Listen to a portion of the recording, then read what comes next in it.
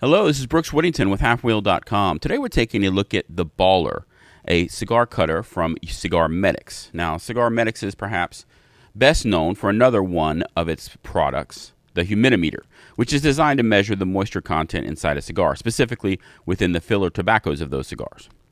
Now, the Baller was shown off during the 2022 PCA Convention and Trade Show, and it uses a method of cutting that scoops a 12 millimeter circular indentation out of the cap of each cigar. And it works kind of like a shallow melon baller does in that regard. Each one of these is priced at $125, and that price does include a nifty nylon case, as you see here, which does have a belt loop on the back. Now, according to the company, the Baller has been designed to combine aspects of both a punch cutter and a V cutter. Basically, you get the circular hole of a punch combined with the deeper cut of a V cutter. Now, the body of the cutter is made of anodized aluminum and nickel-plated steel, while the ball of the cutter, i.e. the blade you see moving up and down here, is composed of hardened stainless steel.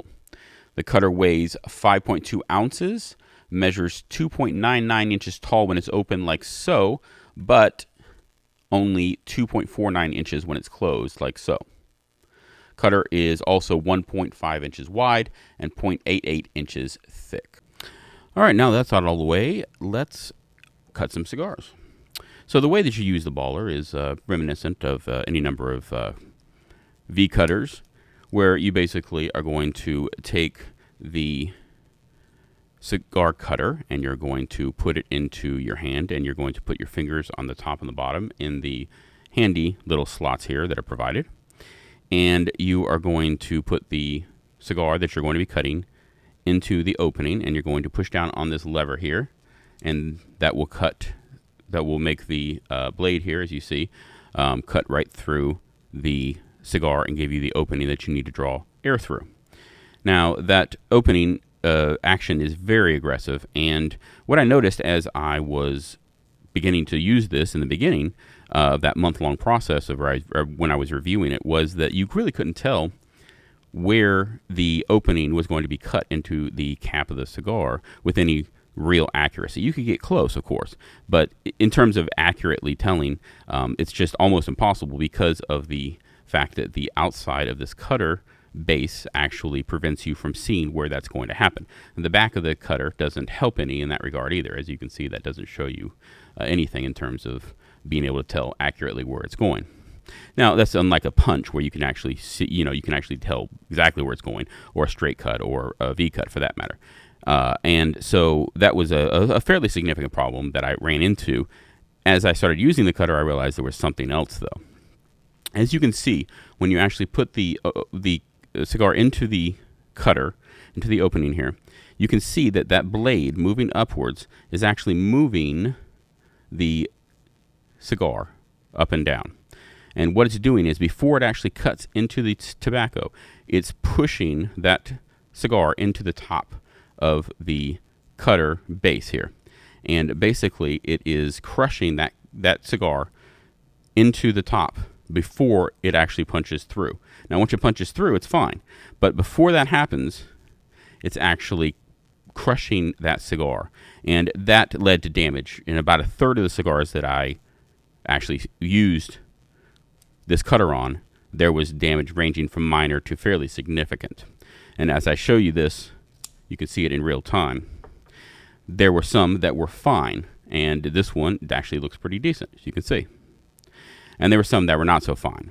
Some of the damage was minor. There were times when the damage affected not just the opening, as you see around this tobacco here, around the cigar here, but also, the actual tobacco around the actual top of the cigar, where it would become unraveled, where they would have issues with that. There were some issues with times when the draw was affected. It was looser than I'd like because there were cracks that had developed down the cigar. And you can see here, this is an example of a very, very good cut with this cigar. The edge of the actual cut is clean. Everything is fine. There's really no issues there. About 2/3 of the time, this is what I got from this cutter. But for 1/3 of the time, there were other issues that ranged from something like this, where you have the actual tobacco being cracked as it was as the cigar cutter actually punched through that tobacco, or something like this, which is a fairly minor issue, where you have the tobacco here that has come loose and is showing a little bit of coming loose. That will definitely come loose when you start smoking it, or something fairly significant, which is something like this, where you have the actual tobacco that's crushed and actually come off, and that would lead to unraveling of cigar. As I said, it happened 3 times in the time that I was actually reviewing the cutter. Now, when I got a very good cut off of this cutter, like the first example I showed you, it was a very, very good draw, and it felt great. Looser than a typical punch, but tighter than what a deeper V cut would give me. But for about a third of the cigars that I used this cutter on, I had some issues that ranged from minor to really fairly significant. All right, so now it's time to go through some good and bad things about the baller that I found as I was using it for about a month on just about every cigar that I cut during that time frame. Now, one of the greatest things about this is that it is a very unique cutting method, something that doesn't come around very often in this industry. And when it does come around, sometimes it doesn't work as well as it should. This cutting method is very, very cool, and it's a very innovative way to actually cut cigar caps. And I feel like that it's something that should be celebrated in terms of saying this is really cool, and it's not something that I certainly would have thought about, or any number of other people. And it's a pretty cool thing to see that somebody could come up with an idea like this and then produce it. Other thing really great about the fact is that it's built like a tank. I'm pretty sure I can nail a nail with this into a piece of wood and still pick it up and cut a cigar with it afterwards. It is heavy. It is very, very extremely stout when it comes to how you feel when you pick it up. There's no problems with the fact that it's light or flimsy or anything of that nature. It's definitely something that you notice when you pick up. One note is that this can be used on torpedoes, something that I wasn't aware. I didn't know if it would actually work on torpedoes or not the first time that I saw it. It can be used on torpedoes, but the process is a little bit more difficult than a straight cut, whereas you basically have to cut it twice. Not every time, but just about every time you have to cut it twice. Once to get that cap off of the torpedo, and then once to actually cut deep enough to actually get in a good enough draw. But it certainly works. It's just the process is a little bit more, extensive than just one cut. Now, with that said, there are some fairly significant issues when it comes to actually using this cutter. And the biggest issue is the cuts. It's got some problems with damaging the cigars.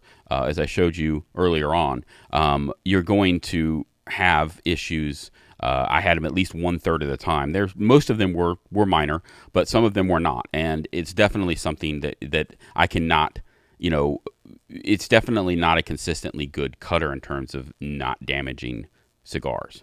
But even if the cuts are clean, you can't really see where you're cutting. And I showed you how the fact that the top of the actual body of the cutter actually prevents you from seeing exactly where you want to cut the opening into your cigar. So if you're interested in having the cut right in the center of the cigar, this probably is not the cutter for you. There's also the problems with the mess of tobacco left over. It's definitely something to think about, as well as the weight. At 5.2 ounces, this thing is very, very heavy, and it's very obvious when you're carrying it around in your pocket. I couldn't do it myself because I was so annoyed. And so it's something to definitely think about, the idea that you're not going to slip this in your pocket and forget it's there, not even close. Then you've got the issues with the lack of a lock. For some reason, the design does not actually have a lock on the opening. On the plunger. And so it's basically left in the open position. And that's something that I didn't have any problems with, getting cut or anything like that, but it's certainly possible. And I would think that it'd be fairly easy to add a lock on the actual cutter so that it stays in the closed position for the entire time that you want it to. One note, the case here does actually hold the cutter in the open position. And so if you put it in the the case here and carry it around, then you don't have any problems with that. But the problem is, of course, that just adds bulk and weight, something that this cutter definitely does not need. And so after all of that, can I recommend the Baller from CigarMedics? Unfortunately, the answer is no. Like, this is a very unique cutter, and I love how it works and the idea behind it, but it's just not really ready for prime time. The cuts that I got from it, there was too much damage, too much of the time. About a third of the cuts that I got from these from this cutter were problematic. Mostly minor, but there were some major issues with it as well.